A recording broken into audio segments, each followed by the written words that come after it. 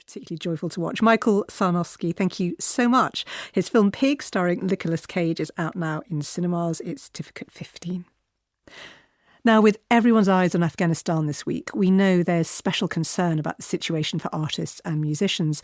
By coincidence, a new film about the Zohra Women's Orchestra in Kabul, the first all-women's orchestra in the country, has been getting its first screenings at the Chichester Film Festival this week. Director Daniel Blackwell travelled to Kabul in 2017 to make the picture. Sisters is about the players. He filmed it himself. When I spoke to him a little earlier, I asked what it had been like to meet the women.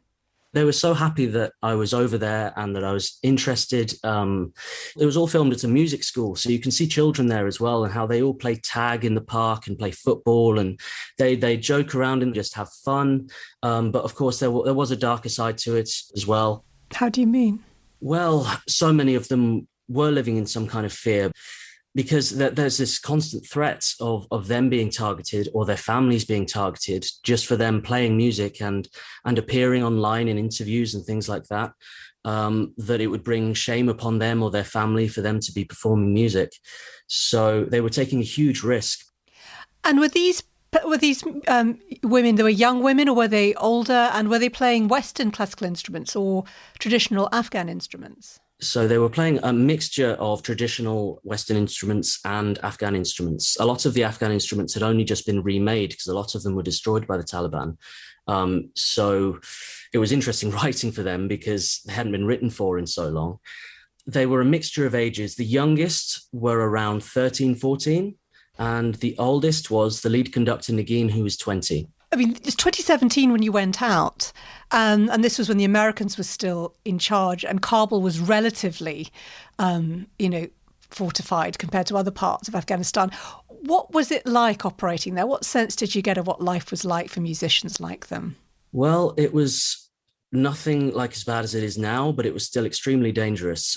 Before I went over there, I messaged the British Embassy to let them know I was going, and they told me that it's declared a red zone and they had no obligation to help me if I was kidnapped or anything like that, that I'd be completely on my own there, because it happens all the time. You get into a taxi or something, you get taken straight to the Taliban and they hold you hostage.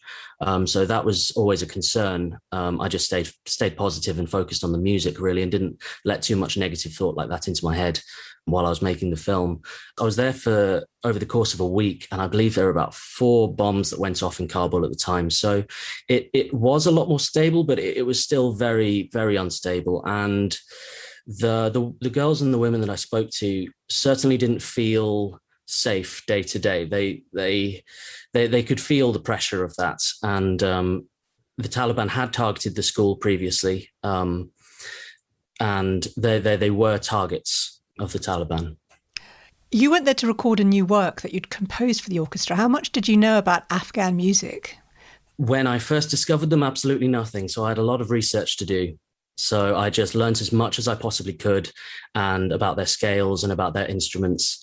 And I tried to compose something that was a bit of a fusion between Western classical and Afghan traditional music. At the end of the documentary, there's a message on screen about how one of the young female leaders of the orchestra, Zarifa Adiba, had left Afghanistan. Obviously, this was all made before, the US pullout of the last couple of weeks. Do you know what's happened to the other young women and girls that you filmed?